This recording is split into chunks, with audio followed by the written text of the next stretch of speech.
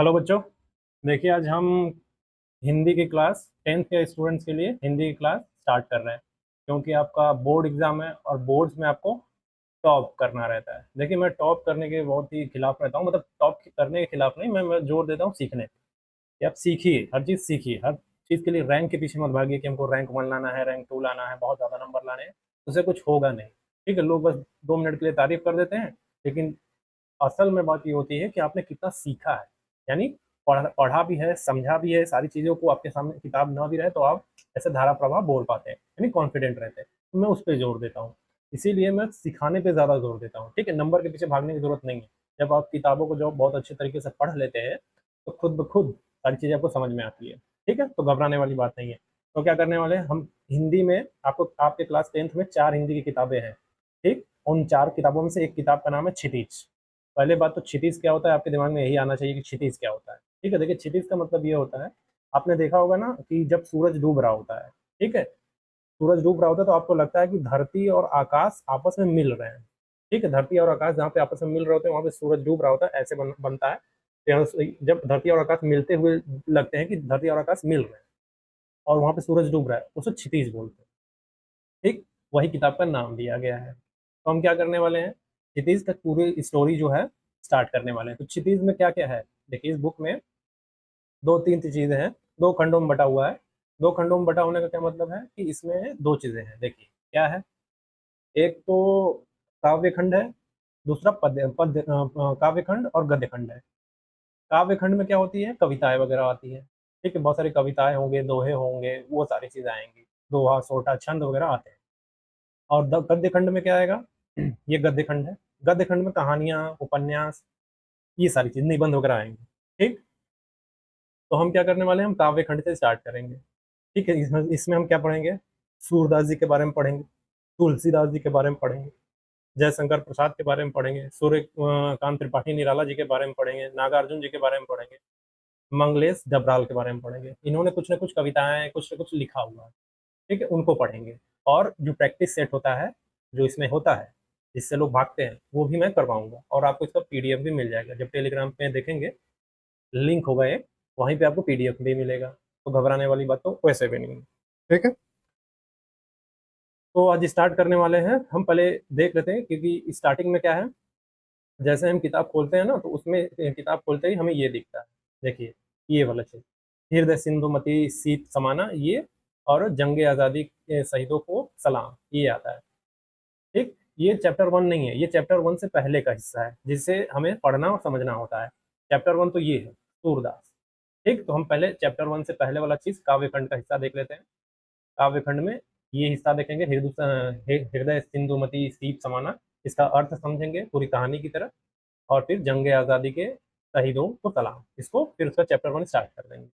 ठीक है, तो चलिए स्टार्ट करते हैं, स्टार्ट ही कर देते हैं। अब तो पूरा समझना ही है, पहले मैं पढ़ूंगा, फिर धीरे धीरे चीजें समझेंगे। ये तुलसीदास जी ने लिखा है। ठीक, पढ़ते हैं। और आप अपनी किताबें लेके बैठिएगा, ये नहीं कि किताबें है ही नहीं आपके पास और आप हाथ हाथ हिलाते हुए बैठ गए। तो हाथ हिलाते हुए तो मत बैठिएगा, तो उससे कुछ होगा नहीं। क्या करना है, हाथ हिलाते हुए नहीं बैठना है, किताब लेके बैठना है, ताकि मिला मिला के समझते रहे। पूरा एकदम अगर आप ऐसे लेट के भी पढ़ रहे हैं ना तो भी आपको समझ में आएगा सारी चीजें। ठीक है, क्योंकि सारी चीजें लिखी हुई हैं, रेडीमेड आपको मिल जाएंगी। मेहनत सारी चीजें हमने कर ली, आपको क्या करना है, बस उसको दिमाग में बना लेना है, समझ लेना है। तो पढ़ते हैं। पहली लाइन है कि हृदय सिंधुमती सीप समाना, स्वाति शारदा कहीं सुजाना, जो बरसई बरबारी विचारू, होई कवित मुक्तमणि चारू। ये तुलसीदास जी ने लिखा है। ठीक, तो एक एक लाइन समझेंगे। हृदय सिंधु मति सीप समाना का मतलब क्या है, हृदय सिंधु मति सीप समाना, हृदय मतलब दिल, सिंधु मतलब एक सिंधु नदी है जिसको समुद्र बोला गया है, गति मतलब बुद्धि, सीप मतलब वो खोल जिसमें मोती बनता है। सीप जानते हैं क्या होता है, समुद्र के अंदर सीप होता है, ऐसे ऐसे सीप रहता है, जब खुलता है ना, ऐसे ऐसे खुलता है तो उसके अंदर मोती होता है। आपने टीवी उवी में देखा होगा, उसी को बोला गया है कि हृदय सिंधु मति सीप समाना। इसका मतलब ये है कि तुलसीदास जी जो है, जो इसके राइटर हैं, वो बोल रहे हैं कि इंसान का हृदय जो है समुद्र जैसा विशाल होना चाहिए। ठीक है, और उसकी बुद्धि जो है सीप जैसी ग्रहण करने वाली होनी चाहिए। ठीक, जैसे समुद्र बहुत गहरा होता है, वैसे ही मन में गहराई होनी चाहिए आपकी। जैसे सीप सही समय पर पानी की बूंद लेकर मोती बना देता है, वैसे ही बुद्धि अच्छे विचार ग्रहण करे। ठीक है? एग्जाम्पल के लिए अगर कोई व्यक्ति हर छोटी बात पे गुस्सा हो जा रहा है, ठीक? हर छोटी बात पे गुस्सा हो रहा है, तो उसका हृदय यानी दिल जो है बहुत छोटा माना जाएगा। लेकिन जो धैर्य रखता है, जो धीरज रखता है, जो पेशेंस रखता है और जो अच्छी बातें सीखता है और सिखाता है, उसका हृदय जो है समुद्र जैसा है। ठीक है? विशाल। तो वही लिखा हुआ है कि हृदय सिंधु मति सीप समाना, यानी मनुष्य का हृदय जो है बहुत ही विशाल होना चाहिए और बुद्धि जो है सीप जैसा ग्रहण करने वाली होनी चाहिए। ठीक है? जो अच्छी बातें सीखे, सिखाए, ये ऐसा। तो ये हो गया हृदय सिंधु मति सीप समाना। दूसरा लाइन क्या था? स्वाति सारंग कहीं सुजाना। स्वाति का मतलब क्या है? एक नक्षत्र है। ये मान्यताएं हैं, मतलब आप भारतीय सभ्यता में देखेंगे तो एक इसे स्वाति को एक नक्षत्र बोला जाता है, जहाँ पे मान्यता है कि बारिश की बूंद जो है इस समय बहुत ही विशेष होती है। सुजाना का मतलब होता है बुद्धिमान लोग। तो अब इसका पूरा मतलब क्या है? स्वाति शारदा कहीं कहीं सुजाना। बुद्धिमान लोग कहते हैं कि स्वाति नक्षत्र की वर्षा की बूंद यदि सीप में गिर जाए, सीप जिसमें मोती बनता है, सीप में गिर जाए तो मोती बन जाता है। ठीक? तो गहरा, इसका बहुत ही गहरा अर्थ है, मतलब सही समय पर सही ज्ञान और सही मन महान रचना या महान व्यक्ति बनाता है। ठीक है? उदाहरण के लिए अगर कोई छात्र सही गुरु से सही समय पर सही चीज सीख ले, तो जो छात्र होता है वो मोती बन जाता है। ये इसका मतलब है। स्वाति सारथ कहीं सुजाना। बुद्धिमान लोग कहते हैं कि स्वाति नक्षत्र की वर्षा की बूंद यदि सीप में गिर जाए तो मोती बन जाता है। तो यहाँ पे मतलब ये है कि अगर छात्र जो है सही समय पर सही गुरु के समय पर सही चीजें सीख ले तो मोती बन जाएगा। ये केवल छात्र के लिए नहीं है, ये सबके लिए है कि सही समय पर सही ज्ञान और सही मन एक महान व्यक्ति बना देता है। एक तीसरा, जो बरसई बर बारी विचारो। ये है जो बरसई बर बारी विचारो। इसका मतलब क्या है? बरबारी मतलब उत्तम जल, और विचारों का मतलब होता है विचार। मतलब जब अच्छे विचारों की वर्षा होती है, जो बरसई पर बारी विचार। तो इसका अर्थ ये है कि मन में यदि अच्छे और शुद्ध और गहरे विचार आए, ठीक है, आपके मन में गंदे विचार नहीं, बहुत ही अच्छे शुद्ध विचार आ रहे हैं, तभी कुछ सुंदर पैदा होता है। ठीक? यानी अच्छे विचार से अच्छी कविताएं आ सकती हैं आपके मन में, अच्छे विचार से अच्छा चरित्र बनता है, अच्छे विचार से अच्छा समाज बनता है। ठीक? तो जो बरसई बर बारी विचारो।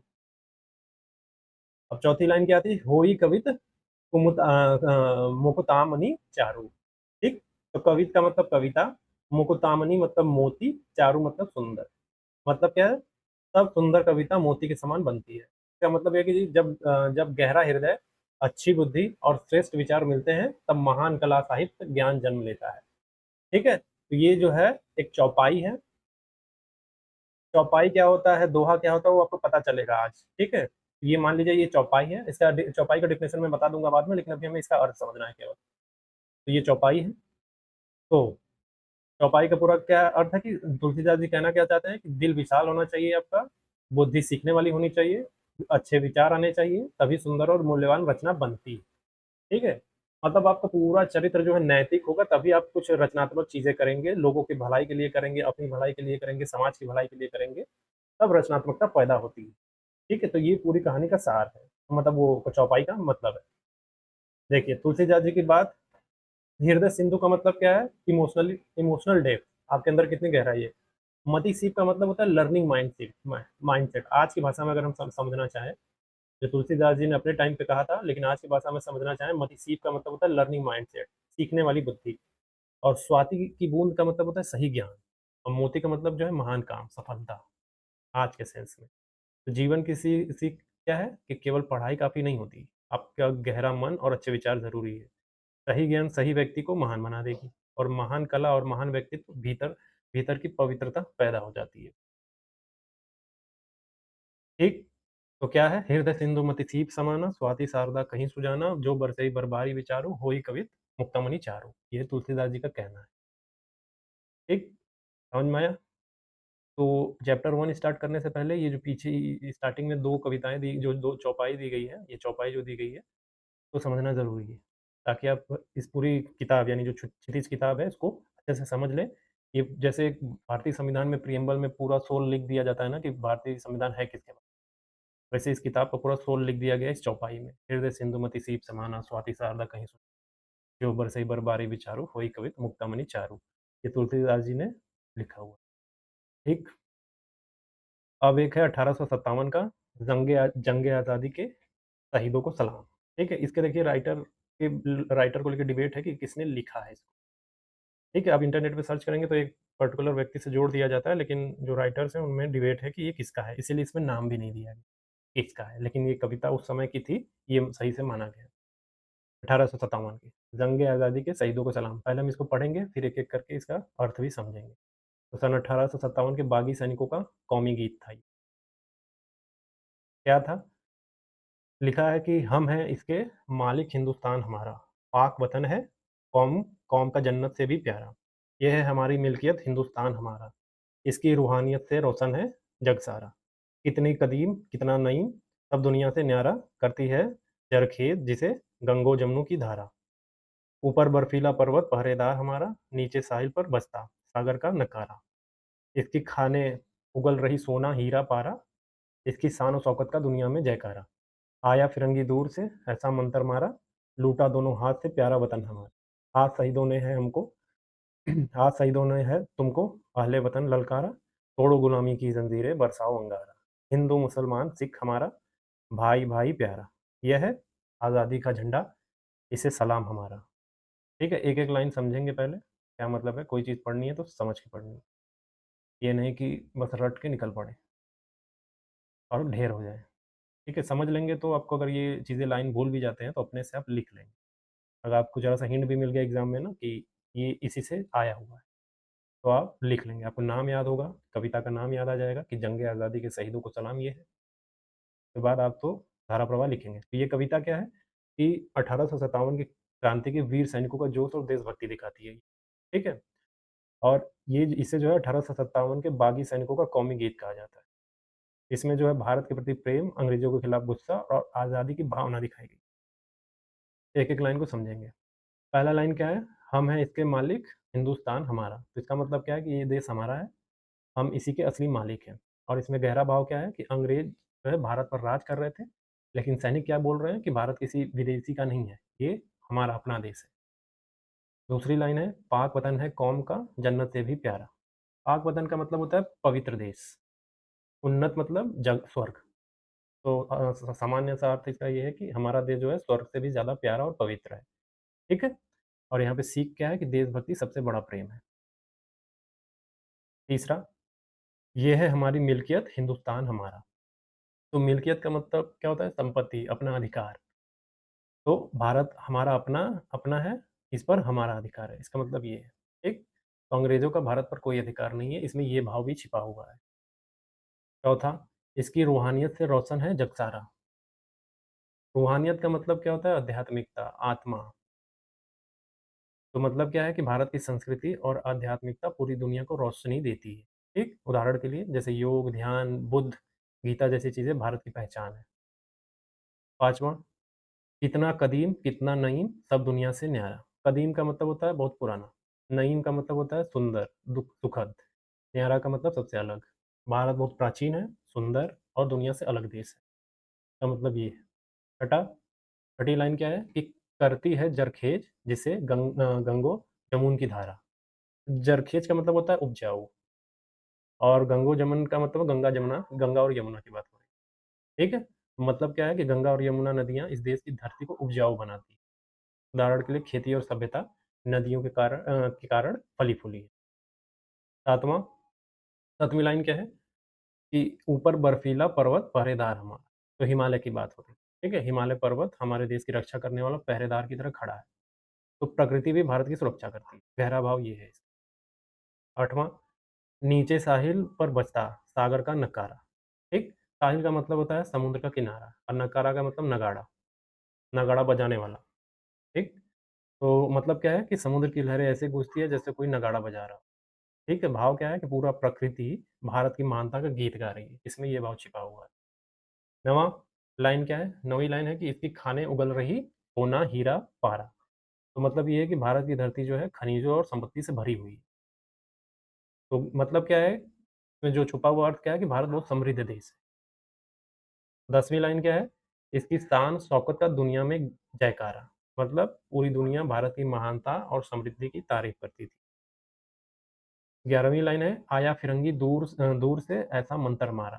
फिरंगी मतलब अंग्रेज, मंतर मारा मतलब चाल चली। तो मतलब क्या है कि अंग्रेज जो है दूर से आए बाहर देश से आए हमारे देश में और चालाकी से पूरी भारत पर कब्जा किया और लूट लिया उसको। 12वीं लाइन क्या है कि लूटा दोनों हाथ से प्यारा वतन हमारा। तो अंग्रेजों ने भारत को खूब लूटा खसोटा, हमारी धन, खेती, उद्योग सबका शोषण कर डाला। 13वीं लाइन क्या है, आज शहीदों ने है तुमको अहले वतन ललकारा। अहले वतन का मतलब होता है देशवासी, ललकारा मतलब चुनौती दी। ठीक, तो शहीद देशवासियों को आज़ादी के लिए उठ खड़े होने को कह रहा है। ठीक, इसका मतलब ये है। 14वीं लाइन, तोड़ो गुलामी की जंजीरें बरसाओ अंगारा। तो गुलामी की बेड़ियां तोड़ दो और क्रांति की आग फैला दो। कहने का भाव ये है कि अंग्रेजों के खिलाफ विद्रोह कर दो। 15वां, हिंदू मुसलमान सिख हमारा भाई भाई प्यारा। तो सभी धर्मों के लोग आपस में भाई हैं, का भाव ये है। तो 1857 की लड़ाई केवल धर्म की नहीं, पूरे भारत की लड़ाई थी, धार्मिक लड़ाई नहीं थी। ठीक, 16वां, यह है आज़ादी का झंडा, इसे सलाम हमारा। तो इसका मतलब क्या है कि यह स्वतंत्रता का प्रतीक झंडा है, हम इसे सम्मान देते हैं। तो देश और आज़ादी सबसे ऊपर है, इसका भाव ये है। ठीक, तो ये थी पूरी 16 लाइन और 16 लाइन का पूरा मतलब। अब ये पढ़ेंगे तो आपको और अच्छे से समझ में आएगा कि हम हैं इसके मालिक, हिंदुस्तान हमारा, पाक वतन है कौम का, जन्नत से भी प्यारा। ये है हमारी मिल्कियत हिंदुस्तान हमारा, इसकी रूहानियत से रोशन है जग सारा। कितनी कदीम कितना नईम, सब दुनिया से न्यारा, करती है जरखेज जिसे गंगो जमुन की धारा। ऊपर बर्फीला पर्वत पहरेदार हमारा, नीचे साहिल पर बसता सागर का नकारा। इसकी खाने उगल रही सोना हीरा पारा, इसकी शान और शौकत का दुनिया में जयकारा। आया फिरंगी दूर से ऐसा मंतर मारा, लूटा दोनों हाथ से प्यारा वतन हमारा। आज शहीदों ने है तुमको अहले वतन ललकारा। तोड़ो गुलामी की जंजीरें बरसाओ अंगारा। हिंदू मुसलमान सिख हमारा भाई भाई प्यारा। यह है आज़ादी का झंडा, इसे सलाम हमारा। ठीक है, तो ये 1857 की क्रांति की पूरी कह सकते हैं कि एक स्लोगन था। उस वक़्त ये कविता है, उस वक़्त लोग गाते थे इसको। ठीक, तो ये एक-एक लाइन का अर्थ आपको समझ में आ गया।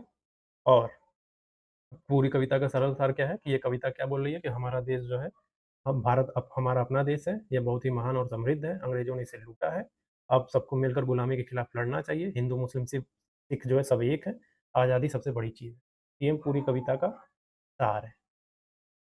तो 1857 की कुछ मुख्य बातें क्या है, पहली आज़ादी की लड़ाई थी, जो कि 1857 का विद्रोह है। मुख्य उद्देश्य क्या था, अंग्रेज़ों को भारत से निकालना। और ख़ास भावना क्या था, देशभक्ति और एकता। संदेश क्या था कि मिलकर लड़ो और आज़ादी पाओ। ये चीज़ बहुत ही इम्पोर्टेंट है, इसको भूलिएगा मत। इसको पूरी कविता का सार है। तो आज के समय के लिए सीख क्या है कि देश की एकता सबसे बड़ी ज़रूरत है। धर्म से ऊपर देश होना चाहिए, स्वतंत्रता की कीमत समझनी चाहिए और शहीदों के बलिदान को याद रखना चाहिए। ये आज के समय की सीख है हमारे लिए। ठीक है? तो ये दोनों कविताएँ आपको समझ में आएँगी। एक एक चौपाई था, एक कविता थी, तो आपको समझ में आई होगी। हृदय सिंधुमति सीप समाना, स्वाति शारदा कहीं सुजाना, जो बरसई बरबारी विचारो, होई कवित मुक्तामणि चारो। तुलसीदास जी का है और जो सेकंड वाला है, उस पे डिबेट है, इसीलिए नाम नहीं दिया गया। लेकिन एक खास पर्टिकुलर व्यक्ति से जोड़ा जाता है, जो इंटरनेट पे आप सर्च करेंगे ये नाम, जंग आज़ादी के शहीदों को सलाम, उससे आपको पता चल जाएगा किससे जोड़ा जाता है। लेकिन मैं नाम नहीं बोलूँगा क्योंकि डिबेट है। ठीक है बच्चों? तो ये अब हम चैप्टर 1 पे चलेंगे। ये बताना ज़रूरी था ताकि आप एक-एक चीज़ को समझें। अब हम चैप्टर 1 समझेंगे, एक-एक करके। चैप्टर 1 क्या है? काव्य खंड का सूरदास। तो हम सूरदास पढ़ेंगे, पढ़ेंगे भी, समझेंगे भी अच्छे से, ताकि दिमाग में आपके चले सब कुछ। सूरदास जी के बारे में पढ़ेंगे। तो पहले जान लेते हैं कि सूरदास जी कौन थे। तो सूरदास जी का जन्म कब हुआ था? 1478 में माना जाता है। 1478 क्या है? एक सन है। 1478 में माना जाता है और एक मान्यता के अनुसार उनका जन्म क्या है? मथुरा के निकट रुनकता, मथुरा के निकट रुनकता, मथुरा का है उत्तर प्रदेश में है, और रुनकता या रेणुका क्षेत्र में हुआ। जबकि दूसरी मान्यता के अनुसार उनका जन्म स्थली कहाँ है? दिल्ली के पास सिही में माना जाता है। तो मतलब उनके जन्म स्थान को लेकर डिबेट है। कोई कहता है कि मथुरा में हुआ है, अब मथुरा के कहाँ हुआ है? मथुरा के रुनकता या रेणुका में क्षेत्र। कोई कहता है कि दिल्ली के सिही में माना जाता है। ठीक है। और महाप्रभु वल्लभाचार्य के शिष्य सूरदास अष्टछाप के कवियों में सर्वाधिक प्रसिद्ध थे। वल्लभाचार्य के शिष्य जो है, वल्लभाचार्य ने अष्टछाप शुरू किया था, जिसमें अष्टछाप में जो है ये सूरदास जी भी थे। ठीक है, एक अष्टछाप शुरू किया था, मतलब अष्ट मतलब आठ कवियों की, मतलब 8 महान कवि जो वल्लभाचार्य के शिष्य थे, 8 कवि, उनको अष्टछाप बोला जाता है। उनमें सूरदास भी थे। ठीक। और वे मथुरा और वृंदावन के बीच गौ घाट पर रहते थे और श्रीनाथ जी के मंदिर में भजन कीर्तन करते थे। सन 1583 में पारसौली में उनका निधन हो गया। ठीक। तो ये था सूरदास के ज्ञान। और सूरदास उनके जो है 3 ग्रंथ हो, सूरसागर, साहित्य लहरी और सूर सरावली में सूरसागर की ही सर्वाधिक लोकप्रिय हुई। तो इनके 3 ग्रंथ है सूरदास जी के, और उनमें सूरसागर, साहित्य लहरी और सूर सरावली में ये जो सूर सागर है ये सर्वाधिक लोकप्रिय है। ठीक है। खेती और पशुपालन वाले भारतीय समाज का दैनिक अतरंग चित्र और मनुष्य की स्वाभाविक वृत्तियों का चित्रण सूर की कविता में मिलता है। तो सूरदास जी की कविताओं में क्या क्या मिलता है? भारतीय समाज के बारे में मिलता है और उसकी डायवर्सिटी के बारे में मिलता है। सूरदास जी क्या करते थे? वात्सल्य और श्रृंगार के श्रेष्ठ कवि माने जाते हैं। ये 2 लाइन याद रखिएगा, ये जो अंडरलाइन किया गया ना, वात्सल्य और श्रृंगार। अभी आगे हम इसका मतलब सब समझाएंगे, अभी बस हम इंट्रोडक्शन देख रहे हैं सूरदास जी के बारे में। तो कृष्ण और गोपियों का प्रेम सहज मानवीय प्रेम की प्रतिष्ठा है, ऐसा सूरदास जी प्रेम और कृष्ण जी के बारे में ज्यादा लिखते हैं। ठीक है, मानवीय प्रेम की प्रतिष्ठा है। सूर ने मानव प्रेम की गौरव गाथा के माध्यम से सामान्य मनुष्य को हीनता बोध से मुक्त किया, उनमें जन्म जीने की ललक पैदा की। तो उनकी कविता में ब्रज भाषा का निखरा हुआ रूप है, वह चली आ रही लोकगीतों की परंपरा की ही श्रेष्ठ कड़ी है। तो ये जो जिस भाषा में लिखते हैं वो ब्रज भाषा है, ब्रज भाषा में लिखते हैं, जो मथुरा वगैरह में बोला जाता है ब्रज में। और ये वात्सल्य और श्रृंगार के कवि हैं और कृष्ण जी से जुड़ी हुई चीजें लिखते हैं, और इनकी ग्रंथ जो है सूर सागर बहुत फेमस हुई। और बहुत सारा लिखा था, सूर साहित्य लहरी, सूर सरावली, लेकिन सूर सागर ज्यादा फेमस हुआ। और ये वल्लभाचार्य के शिष्य थे, और उन वल्लभाचार्य के अष्टछाप में, अष्टछाप मतलब 8 कवियों का समूह जिन्हें अष्टछाप कहा जाता था, उस अष्टछाप में सूरदास भी होते थे। और इनके जन्म स्थान जो है बहुत ही डिबेटेबल है। ठीक। अब थोड़ा सा देखते हैं और अच्छे से इसको। ठीक। सूरदास जी का जन्म कहाँ माना जाता है कि सूरदास जी का जन्म 1478 में हुआ था। उनके जन्म स्थान को लेकर अलग अलग मत है। कुछ लोग क्या बोल रहे हैं, उनका जन्म मथुरा के पास उन्नता या रोड़का क्षेत्र में हुआ है। कुछ लोग का मानना है कि वो दिल्ली के पास सिही गांव में हुआ। ठीक। मतलब क्या है, लोगों की राय अलग है, इसलिए सही जन्म स्थान निश्चित नहीं है। और सूरदास जी किसके शिष्य थे? सूरदास जी महाप्रभु वल्लभाचार्य के शिष्य थे। वल्लभाचार्य जी ने भक्ति मार्ग की शिक्षा दी है। भक्ति मार्ग मतलब भक्ति करना, भजन कीर्तन करना, दिन रात मंजीरा लेके नहीं बजाते रहते हैं ऐसे मंदिर में बैठ के, तो भक्ति करना, भक्ति मार्ग की शिक्षा दी। आसान शब्दों में सूरदास जी ने गुरु से भगवान कृष्ण की भक्ति करना सीखा है। तो सूरदास जी ने अपने गुरु से, वल्लभाचार्य से, कृष्ण जी की भक्ति करना सीखा है। तो वे कहाँ रहते थे? तो मथुरा और वृंदावन के बीच गौ घाट। आप मथुरा या वृंदावन जाएंगे तो वहाँ पे गौ घाट मिलेगा, तो गौ घाट नाम के स्थान पर रहते थे। वहाँ वे मंदिर में भजन कीर्तन करते थे। ठीक। तो मतलब ये है कि वे भगवान कृष्ण के गीत गाते और लोगों को भक्ति का संदेश देते थे, ये काम करते थे। और सूरदास जी की मृत्यु कब हुई? सन 1583 में पारसौली नामक स्थान पर उनका निधन हो गया। तो जन्म स्थान को लेकर भले डिबेट हो, लेकिन जो उनके मृत्यु का स्वर्गवास का जगह है वो फिक्स है कि पारसौली नामक स्थान पे हुआ था, यानी उनका जीवन समाप्त हो गया। और सूरदास जी की मुख्य रचनाएं क्या है? सूर सागर, साहित्य लहरी, सुर सरावली। और इसमें भी सबसे प्रसिद्ध पुस्तक कौन सा है? सूर सागर। ठीक। और इसमें भगवान कृष्ण की लीलाओं और भावनाओं का सुंदर वर्णन है। तो सूर सागर में भगवान कृष्ण के बारे में है।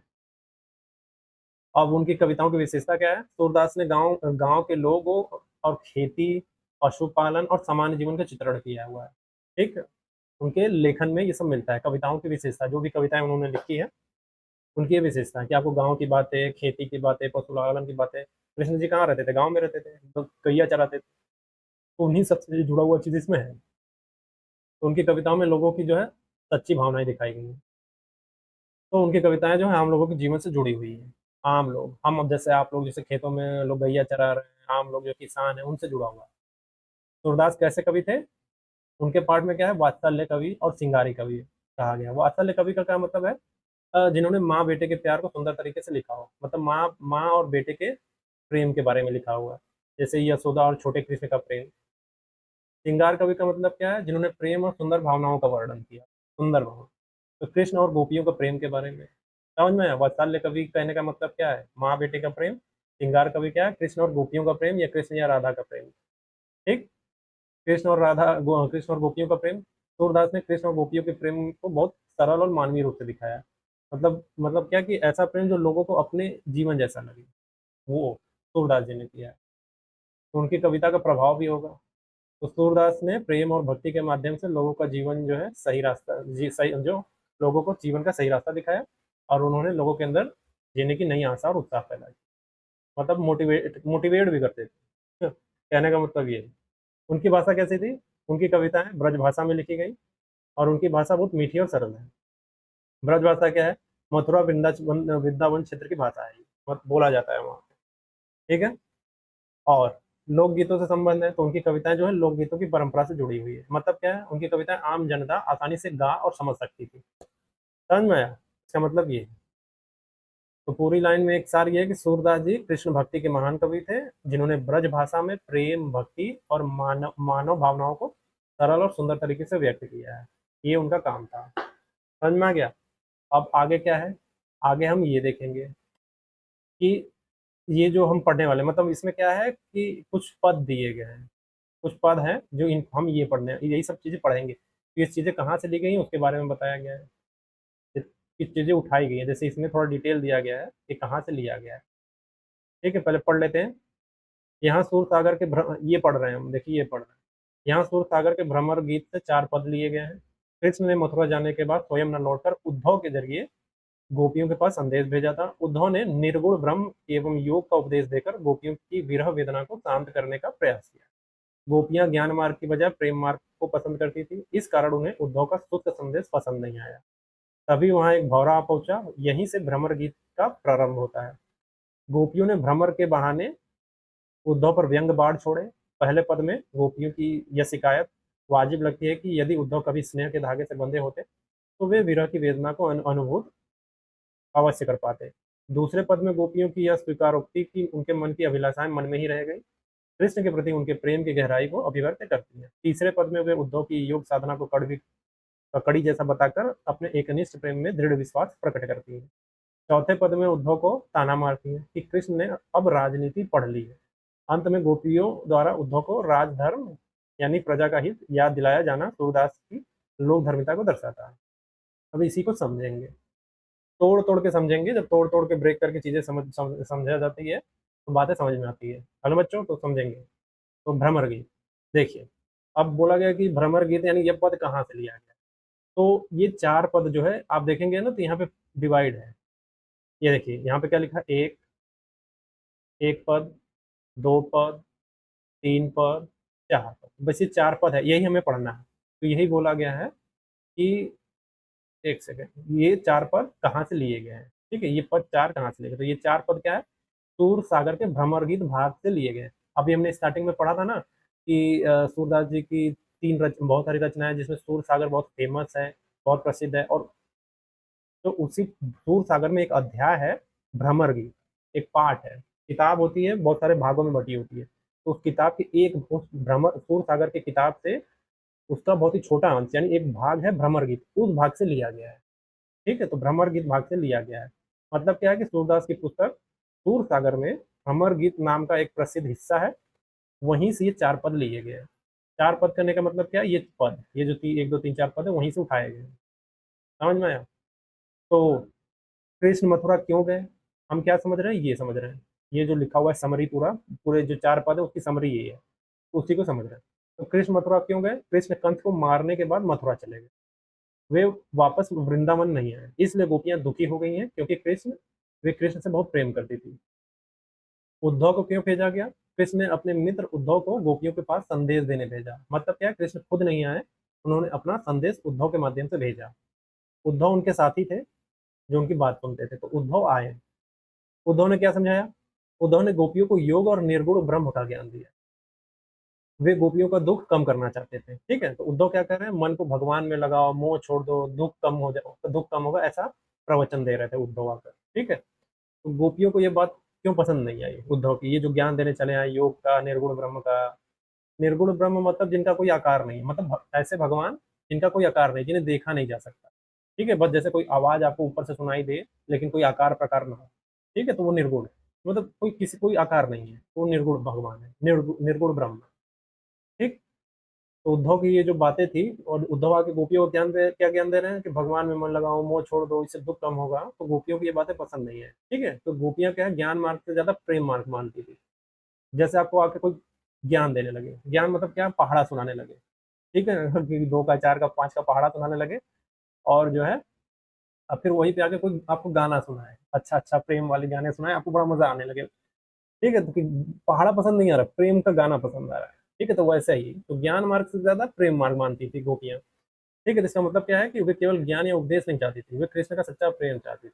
इसलिए उद्धव की सूखी बातें उन्हें अच्छी नहीं लगी। वो आगे क्या बोल रहे हैं, मोह छोड़ दो भगवान में मन लगाओ, तो कौन पसंद करेगा। अब वही कोई आके एकदम मंजीरा बजाने लगे, एकदम अच्छा अच्छा गाना सुनाने लगे, प्रेम वाली बातें करने लगे, मजा आने लगेगा। तो वैसे ही गोपियों को भी प्रेम मार्ग पसंद था, ज्ञान मार्ग नहीं। ठीक। भ्रमर गीत की शुरुआत कैसे होती है? देखिए, भ्रमर गीत की शुरुआत कैसे होती है, जब ये सब चल रहा था, फिर उद्धव ज्ञान दे रहे थे, गोपियों को पसंद नहीं आ रहा था, तभी वहां पे एक भौरा, यानी भौरा समझ रहे हैं, भौरा भ्रमर आ जाता है। भौरा मतलब भौरा कटने वाला। तो गोपियां उसी भौरे का बहाना बनाकर उद्धव पर व्यंग करने लगती है। व्यंग करने का मतलब क्या है, क्रिटिसाइज करना, आलोचना करना, ताना मारना। ठीक, वो करने लगती है। तो असल में वे भौरे से नहीं, उद्धव और कृष्ण से अपनी शिकायत कर रही थी। ठीक है, मतलब भौरा कोई भ्रमर करते हुए आ गया वहां पे मंडराते हुए, उसका सहारा लेके उन्होंने उद्धव पे व्यंग मार दिया, व्यंग करने लगे, ताना मारने लगे। तो पहले पद का क्या अर्थ है, गोपियां कहती है अगर उद्धव सच में प्रेम करते तो वे विरह, बिछड़ने का दर्द, मतलब गोपियां उद्धव के बारे में बोल रही है कि उद्धव ने कभी प्यार नहीं किया है, उनको प्रेम का मतलब नहीं पता। जो प्रेम जानता है वही बिछड़ने का दर्द समझेगा। जो प्रेम जानता ही नहीं क्या होता है, प्रेम जिसे हुआ ही नहीं, बिछड़ने और विरह का दर्द क्या समझेगा। ठीक, विरह मतलब सेपरेशन। एक प्रेमी और प्रेमिका जब एक दूसरे से दूर हो जाते हैं तो वो जो दर्द पैदा होता है उन दोनों के बीच बिछड़ने का, तो विरह बोलते हैं। तो मतलब क्या है, जिसने सच्चा प्रेम किया हो वही जुदाई का दर्द समझेगा, यानी सेपरेशन, बिछड़ने का दर्द समझेगा। दूसरे पद का अर्थ है, क्या अर्थ है, गोपियां स्वीकार करती हैं कि हमारे मन की सारी इच्छाएं और भावनाएं कृष्ण में ही बसती है, यानी कृष्ण ही हमारे लिए सब कुछ है। उनका पूरा मन कृष्ण के प्रेम में डूबा हुआ है। तीसरे पद का क्या अर्थ है, गोपियां उद्धव की योग साधना को कड़वी ककड़ी बताती थी। ककड़ी खाया है ना, कहते हैं कि तीखा है, कड़वा है, ये हमारे बस का नहीं है। तो मतलब क्या है, उन्हें योग और ज्ञान की बातें बिल्कुल अच्छी नहीं लगती, वे केवल प्रेम और भक्ति में विश्वास करते हैं। चौथे पद का क्या अर्थ है, कि गोपियां उद्धव को ताना मारती हैं कि अब कृष्ण ने राजनीति सीख ली है। मतलब कृष्ण जी को बोला जा रहा है कि कृष्ण जी राजनीति कर रहे हैं, खुद आने के बजाय उद्धव को भेज दिया है, और ऊपर से ज्ञान ज्ञान दिलवाया जा रहा है, खुद नहीं आ रहा है। तो कृष्ण राजनीति सीख ली है। मतलब क्या, कृष्ण पहले सीधे और प्रेम पूर्ण थे, लेकिन अब चतुर और दूर हो गए हैं, चतुराई सीख ली है, चतुर बन रहे हैं, चालाक बन रहे हैं, स्मार्ट बन रहे हैं।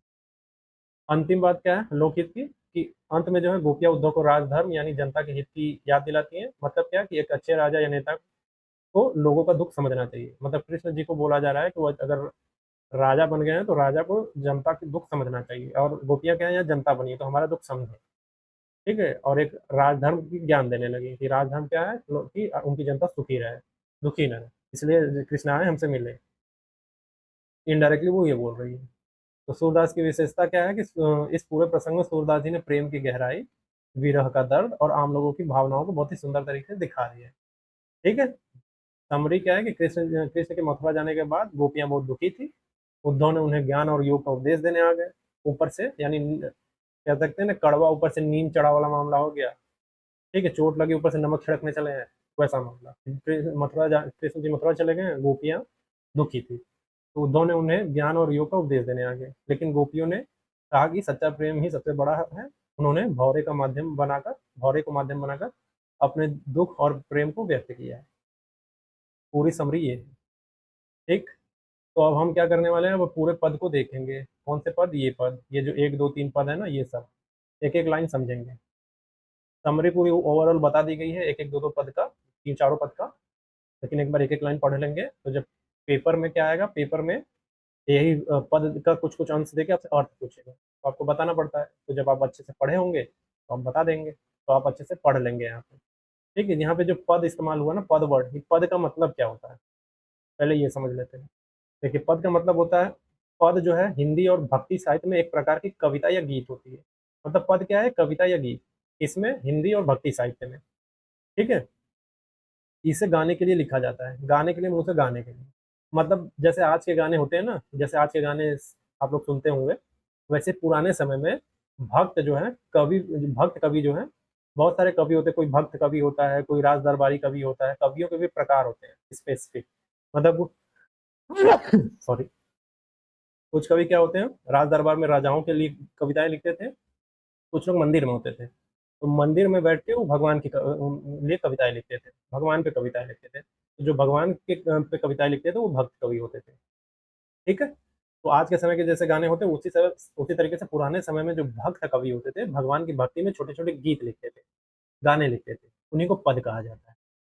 ठीक, कभी सूरदास जी, तो ये जो पद पद वो इस्तेमाल हुआ है, पद तो एक तरीके से गाना है। ठीक, सूरदास जी ने लिखा है भगवान के लिए। अब वो समझ में आ गया पद क्या होता है।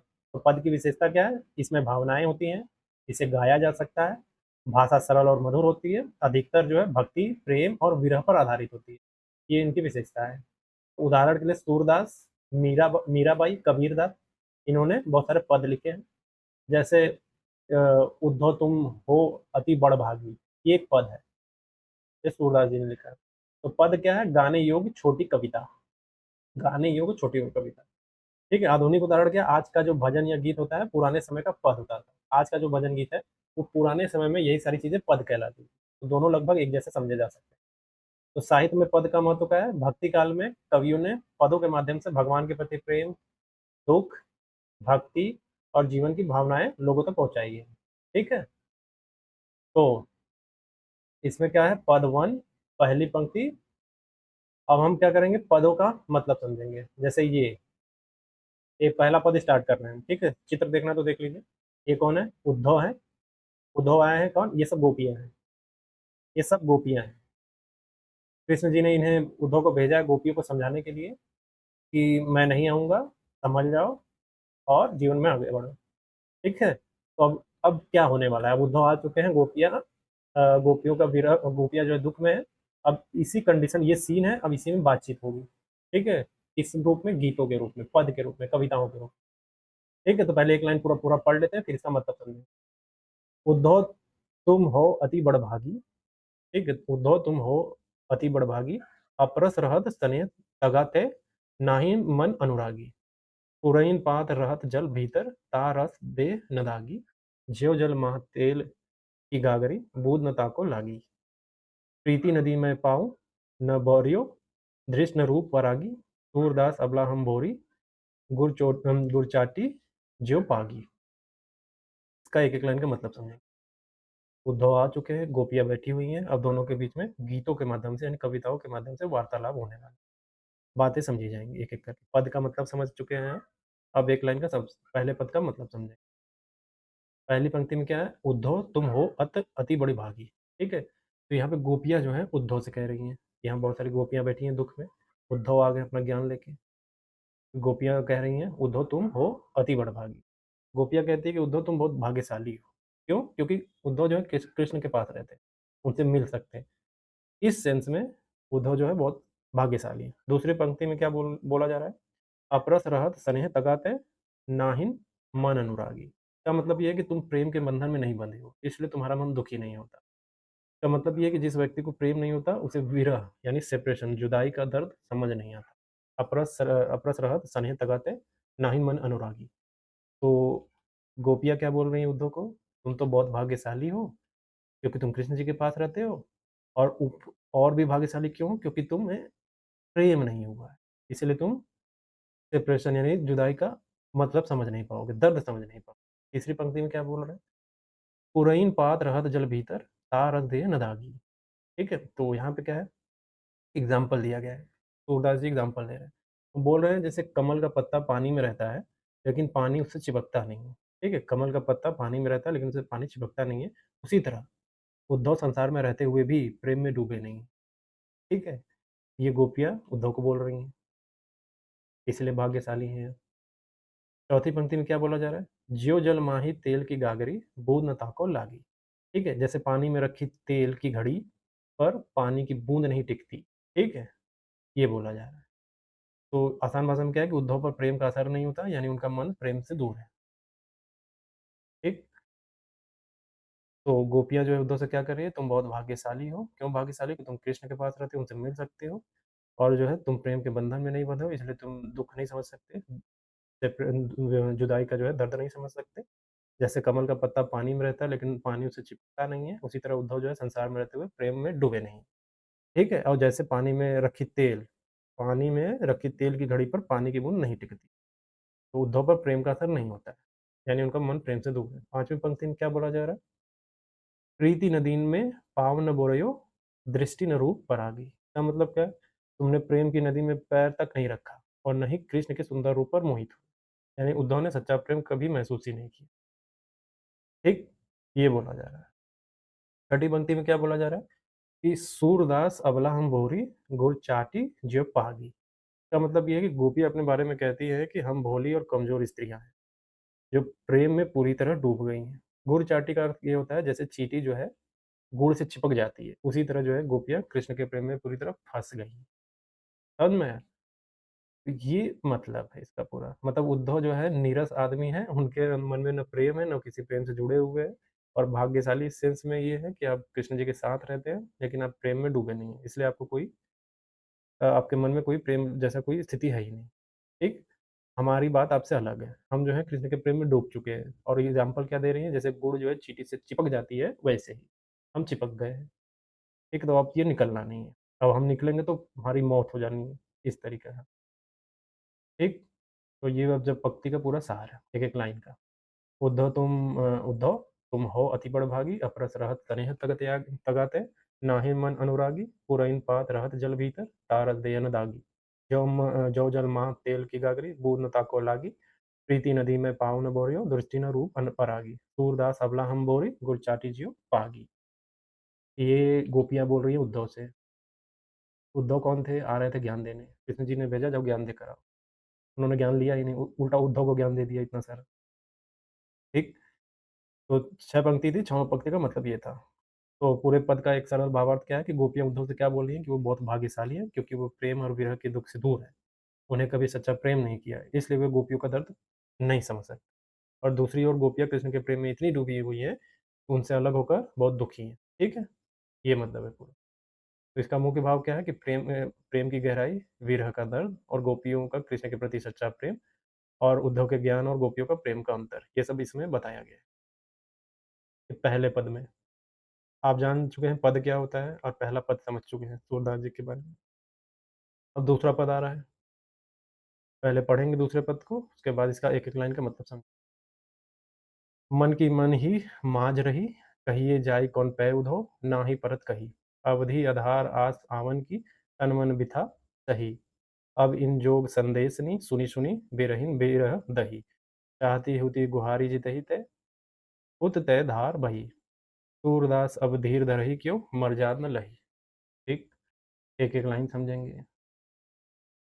तो पहली पंक्ति क्या है कि मन की मन ही माँझ रही। इसका मतलब ये है कि हमारे मन की बातें मन में ही रह गई। मन की मन मन की मन ही माँझ रही। हमारे मन की बातें मन में ही रह गई। मतलब गोपियाँ कह रही हैं कि हमारे अपने दिल की बात कृष्ण से कह नहीं पाई। हमारे मन में जो था हमने कृष्ण से कह नहीं पाए। का भाव ये है। दूसरी पंक्ति क्या है?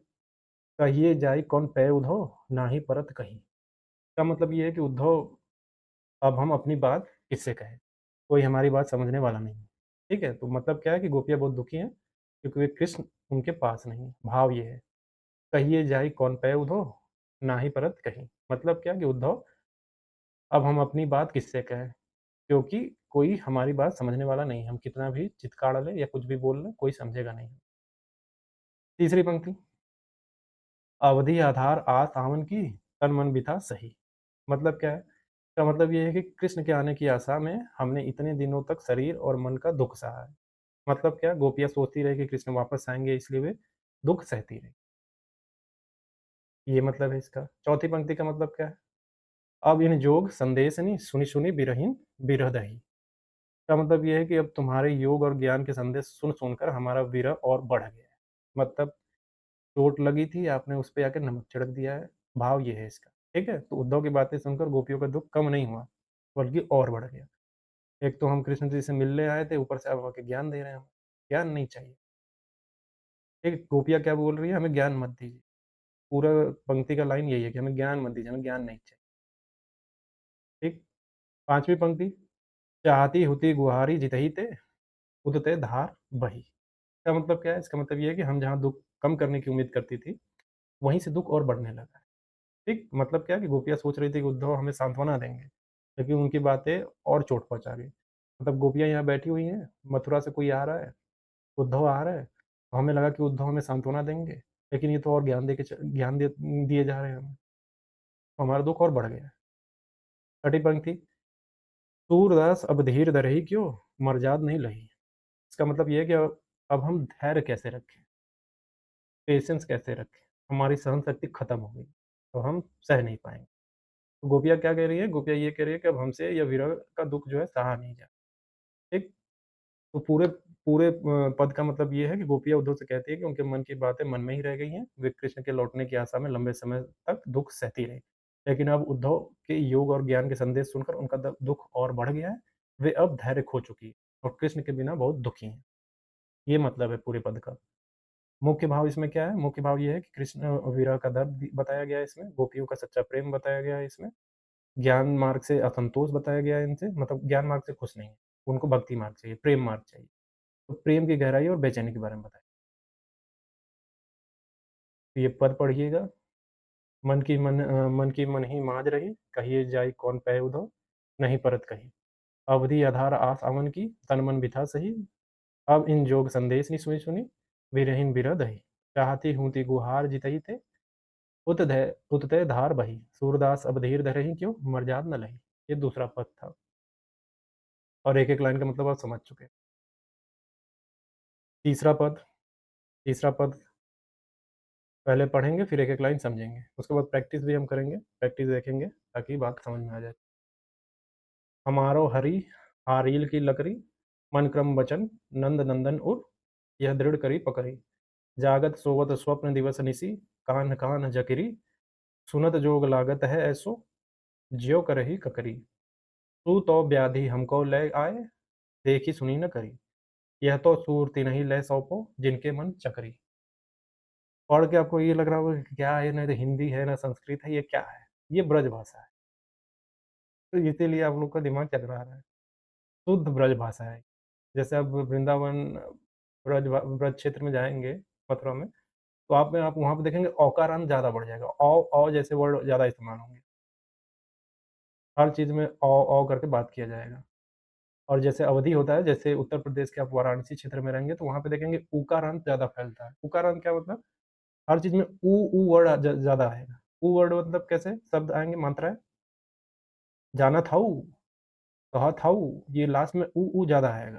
तो ये क्या है, ये अवधि क्षेत्र है, अवध का क्षेत्र। जहाँ पे उकारांत ज़्यादा आता है और ब्रज क्षेत्र में औकारांत। जान लो, खा लो, ज़्यादा आएगा। ये ब्रज क्षेत्र की पहचान है। ठीक, इसीलिए ये ब्रज भाषा है। एक-एक लाइन समझते हैं। पहली पंक्ति क्या है? हमारे हरि हारील की लकड़ी। इसका मतलब क्या है कि हमारे लिए कृष्ण उसी तरह सहारा है, जैसे हारील पक्षी के लिए लकड़ी। ठीक है? हारील पक्षी की लकड़ी। हारील क्या है? एक पक्षी है, वो एक बर्ड है, उसी के बारे में बताया। उसके लिए लकड़ी बहुत ही इम्पोर्टेंट मानी जाती है। मतलब वो पक्षी जो है लकड़ी को बहुत ही महत्व देता है। आसान भाषा क्या है में कि हारील पक्षी लकड़ी को हमेशा पकड़े रहता है, उसी तरह गोपियाँ कृष्ण को अपने जीवन का सहारा मानती हैं। ठीक? भाव ये है। दूसरी पंक्ति, मन क्रम वचन नंद नंदन उर, यह दृढ़ करी पकड़ी। करी पकड़ी का मतलब सुनने में लग रहा है कुछ पकाने की बात हो रही है, लेकिन पकाने वाली बात नहीं है। मतलब ये है कि हमारे मन, कर्म और वचन से कृष्ण को अपने हृदय में मजबूती से पकड़े रखा है। हमने मन, क्रम, वचन से कृष्ण को अपने हृदय में मजबूती से पकड़े रखा है। भाव ये है। तो आसान भाषा में कि गोपियाँ पूरी तरह कृष्ण के प्रेम में डूब गई हैं। वे मन से कृष्ण को याद करती हैं, कर्म से उनकी सेवा करती हैं और वचन से उनका नाम लेती हैं। मतलब ये है। तीसरी पंक्ति, जागत सोवत स्वप्न दिवस निशि, कान्ह कान्ह जपरी। मतलब ये कि जागते सोते सपनों में दिन-रात वे केवल कृष्ण का नाम जपती हैं। मतलब ये है, जागते, सोते, उठते, खाते, पीते कृष्ण, कृष्ण, कृष्ण कर रही हैं। तो गोपियों के मन में हर समय कृष्ण, सिर्फ़ कृष्ण ही रह रहे हैं। चौथी पंक्ति, सुनत जोग लागत ऐसो, ज्यों करुई ककरी। ककरी खाने वाला? नहीं। इसका मतलब ये है कि उद्धव का योग का उपदेश उन्हें कड़वी ककड़ी जैसा लगता है। कड़वी, ऐसा लग रहा है नीम का पत्ता मिला के दे दिया हो और हमने खा लिया हो। तो गोपियों का ज्ञान और योग की बातें गोपियों को ज्ञान और योग की बातें बिल्कुल अच्छी नहीं लगती, क्योंकि उनका मन केवल प्रेम चाहता है। 5वीं पंक्ति, तू तो व्याधि हमको ले आए, देखी सुनी न करी। मतलब ये कि तुम हमारे लिए नई बीमारी लेकर आए हो, जो हमने पहले कभी नहीं देखी और न सुनी है। नई बीमारी का मतलब नया दुःख जैसे, ठीक है? तो आसान भाषा में क्या है, उद्धव की बातें जो है गोपियों के दुःख को और बढ़ा रही हैं। तो सूतो व्याधि हमको ले आए, देखी सुनी न करी। तो हमारे लिए तुम नई बीमारी लाए हो, नया दुःख लेकर चले आए हो, जिन्हें ना हमने कभी देखा है, ना सुना है। छठी पंक्ति क्या है? यह तो सूर तिन्हि लय साँपो, जिनके मन चक्री। इसका मतलब क्या है कि यह योग ज्ञान उन्हीं लोगों को देना चाहिए जिनका मन चंचल हो, उनको दो ज्ञान ये। गोपियाँ क्या कर रही है कि हमारा मन तो पहले ही कृष्ण में स्थिर है, स्टेबल है, ठीक? इसलिए हमें योग की ज़रूरत नहीं है। तो ये ज्ञान उनको दो जो मन से चंचल है, हमें मत दो, हमारा मन स्टेबल है, स्थिर है। कहाँ स्थिर है? कृष्ण में स्थिर है। तो हम तो चंचल है ही नहीं, हमारा स्वभाव तो जो है स्थिर है। तो आप कहीं और दीजिए ज्ञान।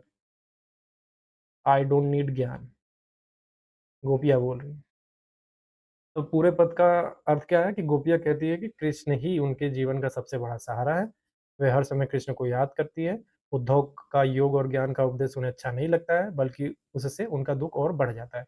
उनका मन पूरी तरह कृष्ण के मन में डूबा हुआ है, ठीक है? तो ये ज्ञान अपना कहीं और दीजिए। मुख्य भाव क्या है, इस पद में क्या-क्या बताया गया? कृष्ण के प्रति अटूट प्रेम, हर समय जो है कृष्ण का स्मरण, योग और ज्ञान मार्ग का विरोध कर रहे हैं और प्रेम मार्ग की श्रेष्ठता बता कितना श्रेष्ठ है वो बताया जा रहा है। एक एक बार फिर से एक लाइन इन सबको पढ़ लीजिए। पढ़ते रहिएगा बार-बार, बार-बार उच्चारण करेंगे तो आपको याद रहेगा। उच्चारण करना ज़रूरी है, उच्चारण नहीं करेंगे तो याद नहीं होगा, क्योंकि यही सारी चीज़ें लाइनें आएँगी एग्ज़ाम में और इसे पूछ लिया जाएगा, इसका अर्थ बताइए, ऐसे ही चलेगा, ठीक है? तो हमरो हरि हारील की लकरी, मन क्रम वचन नंद नंदन उर, यह दृढ़ करी पकरी। जागत सोवत स्वप्न दिवस निसी, कान कान जकरी, सुनत जोग लागत ऐसो, ज्यों करोई ककरी। तू तो व्याधि हमको ले आए, देखी सुनी न करी, यह तो सुरति नहीं लय साँपो, जिनके मन चकरी। समझ में आया? अब समझ में आ गया होगा, क्योंकि एक-एक लाइन का मतलब समझ में आ गया और भावार्थ समझ। चौथा पद, चौथा और लास्ट पद, इसके बाद हम प्रैक्टिस करेंगे। मतलब हम प्रैक्टिस क्या करेंगे, इस क्लास में प्रैक्टिस नहीं होगा, प्रैक्टिस तो अगले क्लास में करेंगे। इस क्लास में सिर्फ यही, एक-एक पहले पढ़ेंगे, फिर एक-एक लाइन का मतलब समझेंगे। मतलब क्या है? हरि हो राजनीति पढ़ी आए, समझी बात कहत मधुकर के, समाचार सब पाए। इक अति चातुर होते पहले ही, अब गुरु ग्रंथ पढ़ाए। बड़ी बुद्धि जानी जो उनकी, जोग संदेश पठाए। उद्धव भले लोग आगे के, पर हित डोलत धाय। अब अपनो मन फेरो पहिए, चलत जू होते चुराए। ते क्यों अनीति करे अपुन, जे और अनीति छुड़ाए। राज धर्म तो यह है सु, जो प्रजा न जाहि सताए। एक-एक लाइन का मतलब समझते हैं, अभी और भी आगे है, लेकिन इसका एक-एक लाइन का मतलब हम समझेंगे, ठीक है? पहला पद क्या है? हरि है राजनीति पढ़ी आए। तो गोपियाँ क्या बोल रही हैं कि लगता है कृष्ण अब राजनीति सीख लिए हैं, पॉलिटिक्स सीख लिए हैं। मतलब क्या है कि पहले कृष्ण जो है सीधे और प्रेमपूर्ण थे, लेकिन अब वो चालाक और दुनियादारी समझने लग गए हैं। मतलब वो चालाक हो गए हैं बहुत ज़्यादा, ठीक? दूसरी पंक्ति में क्या बोला जा रहा है? समुझी बात कहत मधुकर के, समाचार सब पाए। ठीक? तो मतलब अर्थ क्या है इसका? कि भौरे यानी मधुकर की बातों से हमें सब खबर मिल गई है। गोपियाँ कहती है कि तुम्हारी बातों से हमें समझ आ गया है कि कृष्ण बदल गए हैं। मतलब ये है इसका। तीसरी पंक्ति क्या बोला जा रहा है? एक अति चतुर पहले ही अब गुरु ग्रंथ पढ़ा है। मतलब ये है कि कृष्ण पहले ही चालाक थे, चतुर थे पहले से ही। अब तो उन्होंने और भी ज्ञान सीख लिया है। मतलब क्या है कि गोपियाँ व्यंग कर रही हैं, आलोचना कर रही है, ताना मार रही हैं, कटाक्ष कर रही हैं, व्यंग करते हुए कह रही हैं, पहले से ही चालाक थे, अब और ज़्यादा हो गए हैं। मतलब चालाकी और बढ़ गई है इनकी। चौथी पंक्ति, बढ़ी बुद्धि जानी जो उनकी, जोग संदेश पठाए। मतलब ये है कि उन्हें अपनी बुद्धि पर बड़ा घमंड हो गया है, इसलिए उन्होंने योग का संदेश भेजा है। मतलब क्या है कि कृष्ण ने प्रेम से मिलने के बजाय ज्ञान और योग की बातें भेज दी है। मतलब बहुत ज्यादा चालाक बन रहा है, मिलने नहीं आया है, ऊपर से ज्ञान देने के लिए भेज दिया है। पांचवी पंक्ति, उद्धव भले लोग आगे के, पर ही दौलत धाय। क्या मतलब है इसका मतलब यह है कि अच्छे लोग दूसरे की भलाई के लिए तुरंत दौड़ पड़ते हैं। ठीक है, तो गोपियां क्या बोल रही है यहाँ पे, सच्चा इंसान दूसरों का दुख समझता है और मदद करता है। अब छठी पंक्ति, अब अपने मन फेर पाहिए, चलत जो होते चुराए। मतलब ये कि कृष्ण ने हमारा मन चुरा लिया है और अब उसे वापस लेना चाहते हैं। मतलब ये कि गोपियां कह रही है कि पहले प्रेम दिया, अब दूर होकर हमें भुलाना चाहते हैं। ठीक। सातवीं पंक्ति, ते क्यों अनीति करे अपुन आपुन, जे और अनीति छुड़ाए। क्या मतलब ये है, क्या मतलब ये है कि जो दूसरों को गलत काम करने से रोकते हैं, वे खुद गलत काम क्यों कर रहे हैं। कृष्ण जी को बोला जा रहा है कि कृष्ण जी पहले जो है खुद ही गलत काम करने से रोकते थे, अब खुद क्यों गलत कर रहे हैं। मतलब ये कि कृष्ण दूसरों को सही रास्ता दिखाते थे, फिर खुद गोपियों को दुख क्यों दे रहे हैं। आठवीं पंक्ति, राज धर्म तय यह है सूर, जो प्रजा न जाई सताए। सूरदास जी कह रहे हैं कि राजा का धर्म यही होता है कि वो अपनी प्रजा को दुख न दे। मतलब ये कि एक अच्छा शासक वही है जो लोगों की भावनाओं और दुख का ध्यान रखे। तो सूरदास जी भी ध्यान बोल रहे हैं कृष्ण जी को एक तरीके से, इस कृष्ण जी आप भी एक राजा हो गए हैं, तो थोड़ा दुख समझिए गोपियों का, आके मिल लीजिए, भाव ये है। ठीक है, अच्छा राजा वही है जो प्रजा का दुख समझे, और गोपियां क्या है यहाँ दुखी है। सूरदास जी कूद गए अंदर। अभी गोपियों और उद्धव की बातें चल रही थी कृष्ण जी को लेकर, तो सूरदास जी भी कूद गए कि छोटा सा एक लाइन हम भी आ जाते हैं, कूद जाते हैं, बता देते हैं कृष्ण जी को भी मिल लीजिए। ठीक है, तो पूरे पद का सरल भाव क्या है कि गोपियां व्यंग करते यानी कटाक्ष करते हुए, ताना मारते हुए कहती है कि कृष्ण अब राजनीति और चतुराई सीख गए हैं। उन्होंने प्रेम के बजाय योग और ज्ञान का संदेश भेजा है, जिससे गोपियों का दुख और बढ़ गया है। गोपियां कहती है कि सच्चा राजा वही होता है जो अपनी प्रजा को दुख न दे। अब इस पूरे पद में मुख्य भाव क्या है कि गोपियों का विरह और दुख के बारे में बताया गया है, कृष्ण पर व्यंग किया गया है, प्रेम की पीड़ा का महत्व समझाया गया है, राजधर्म और लोकहित का संदेश बताया गया है, और योग मार्ग की आलोचना और प्रेम मार्ग की श्रेष्ठता बताई गई है। ठीक है, तो ये सब बताया गया है। ठीक है बच्चों, तो हमने क्या क्या कर लिया, हमने ये काव्य खंड में हृदय सिंधु मति सीप समाना, स्वाति सारद कही सुजाना, जो बरसई बरबारी विचारो, होई कवित मुक्ता मनी चार, ये किया। जंग आज़ादी के शहीदों को सलाम, ये हमने कर लिया। हमने सूरदास जी का थोड़ा जीवन परिचय देख लिया, और सूर सागर का तो ये पूरा जो चार पद दिए गए हैं उसका समरी है, लेकिन समरी भी समझा हमने। उसके बाद हमने ये पद एक एक लाइन देखा, पूरा मतलब समझा पूरा। ठीक। अब हम अभ्यास प्रश्न करेंगे कल। आज के लिए इतना ही, ठीक है। और बोर्ड का एग्जाम जो है आपका जो होने वाला है हिंदी में तो जबरदस्त नंबर आएगा, और भी सब्जेक्ट जब मैं पढ़ाऊंगा आपको तो उसमें भी जबरदस्त नंबर लाएंगे। आपको क्या करना है, बस पढ़ना है, जबरदस्त तरीके से पढ़िए और पूरा फोड़ दीजिए। ठीक है बच्चों, आज के लिए इतना ही।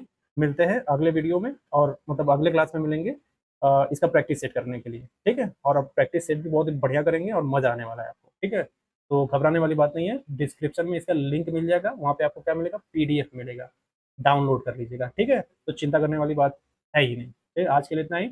मिलते हैं अगले क्लास में। Thank you.